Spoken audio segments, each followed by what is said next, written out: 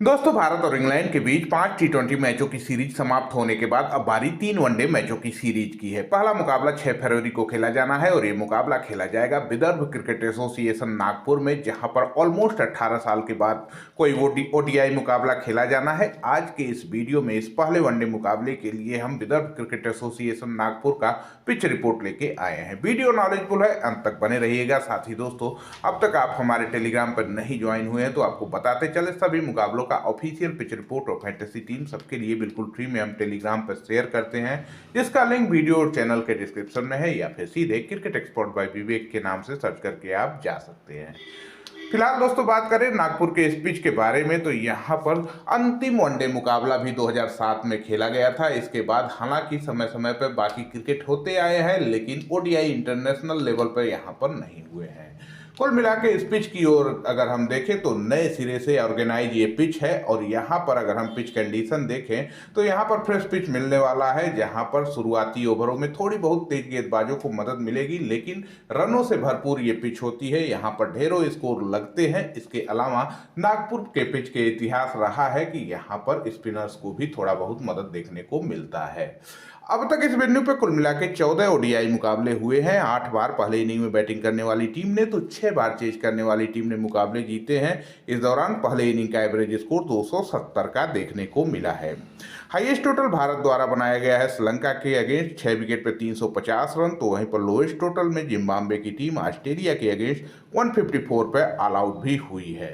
अब इन 14 वनडे मुकाबलों में अगर हम पहले इनिंग का स्कोरिंग पैटर्न देखें तो 200 से कम यहाँ 2 बार बनते देखा गया है। 200 से 249 तक का योग 3 बार, 250 से 299 तक का योग 4 बार और 300 प्लस भी इस वेन्यू पे 5 बार बनते देखा गया है। आप समझ सकते हैं, करीब 17-18 साल पहले जहां पर वनडे मुकाबले अंतिम बार हुए हैं, वहां पर भी 14 में से 5 बार 300 प्लस का स्कोर बनते देखा गया है। मतलब रनों से भरपूर ये पिच होती है। बाउंड्री की ओर अगर हम यहाँ पर देखें तो कुल मिला के 65 से 70 मीटर की एक गोलाकार किस्म की बाउंड्री हमको यहाँ पर देखने को मिलती है।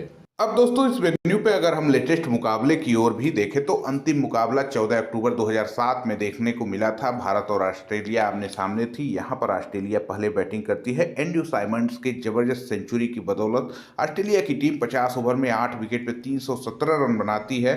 हालांकि चेज करने उतरी भारतीय टीम की शुरुआत काफ़ी ठोस हुई। यहाँ पर दोनों ही ओपनर 50 लगाए भारत के लिए। सौरव गांगुली के साथ साथ गौतम गंभीर ने भी, और इसके साथ भारत ने 140 रन की नाबाद ओपनिंग पार्टनरशिप लगाई। लेकिन इसके बाद भारतीय बल्लेबाजी थोड़ा सा बिखर गई और 299 तक ही पहुंच पाई। लक्ष्य से 18 रन दूर रह गई। 18 रनों से ऑस्ट्रेलिया मुकाबला जीत लिया।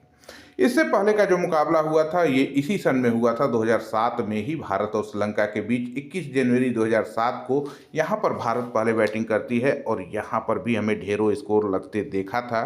भारत पहले बैटिंग करता है और भारत की ओर से सचिन तेंदुलकर, राहुल द्रविड़ और इरफान पठान 3 बड़े अर्धशतक लगाते हैं। तीनों ही हाफ सेंचुरी, 80 रनों से ज़्यादा का स्कोर बनते हैं। तीनों ही बल्लेबाज अपने अपने पर्सनल स्कोर बनाते हैं, जिसकी वजह से भारतीय टीम पहले बैटिंग करते हुए 3 विकेट पे 338 तक बनाती है। हालांकि श्रीलंका भी बढ़िया फाइट पेश करती है, लेकिन यहाँ पर श्रीलंका की टीम 324 तक ही पहुँच पाई और भारत ने ये मुकाबला 14 रनों से जीत लिया। इससे पहले का भी जो मुकाबला हुआ था, भारत श्रीलंका की भी आमने सामने थी। 25 अक्टूबर 2005 को यहाँ पर मुकाबला हुआ था। यहाँ पर एक बार फिर से भारत पहले बैटिंग करता है और भारतीय टीम इस बार भी 300 प्लस का स्कोर बनाती है।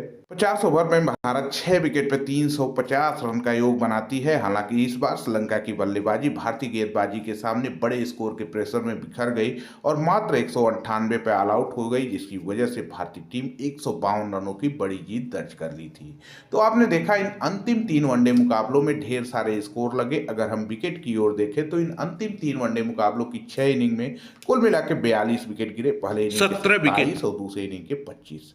तेज गेंदबाज इस दौरान केवल 17 विकेट निकाल पाए। पहले इनिंग के 7 और दूसरे इनिंग के 10, लेकिन स्पिनर्स इस दौरान 20 विकेट निकालने में कामयाब रहे। पहले इनिंग के स्पिनर्स के नाम तो सिर्फ 6 विकेट आए, लेकिन दूसरे इनिंग में 14 विकेट स्पिनर्स अपने नाम करने में सफल रहे थे। अगर वेन्यू पर दोनों टीमों का परफॉर्मेंस देखें तो भारतीय टीम इस वेन्यू पर 12 वनडे मुकाबले खेली है। इसमें 6 मुकाबले जीते हैं। इस दौरान भारत ने 3 बार श्रीलंका को हराया है, जबकि इंग्लैंड, न्यूजीलैंड और वेस्टइंडीज जैसी टीमों को भी एक एक बार पटखनी जीत दे चुका है। इसके अलावा भारत को 6 हार भी सामना करना पड़ा है और इस दौरान वेस्टइंडीज ने भारत को 2 बार हराया है, जबकि साउथ अफ्रीका, ऑस्ट्रेलिया, पाकिस्तान और न्यूजीलैंड जैसी बड़ी टीमें भी भारत को इस वेन्यू पे एक-एक बार हराने में कामयाब रही थी। जहां तक बात इंग्लैंड की है, इंग्लैंड इस वेन्यू पर सिर्फ 2 वनडे मुकाबला खेले हैं, जिसमें एक बार भारत अपोनेंट था, जबकि एक बार इंग्लैंड को पाकिस्तान के अगेंस्ट भी इस वेन्यू पे ओडीआई में खेलना था और दोनों ही मुकाबलों में दोनों टीमों से इंग्लैंड को हार मिली है। मतलब भारत और पाकिस्तान दोनों ही इस वेन्यू पे इंग्लैंड को हरा चुका है।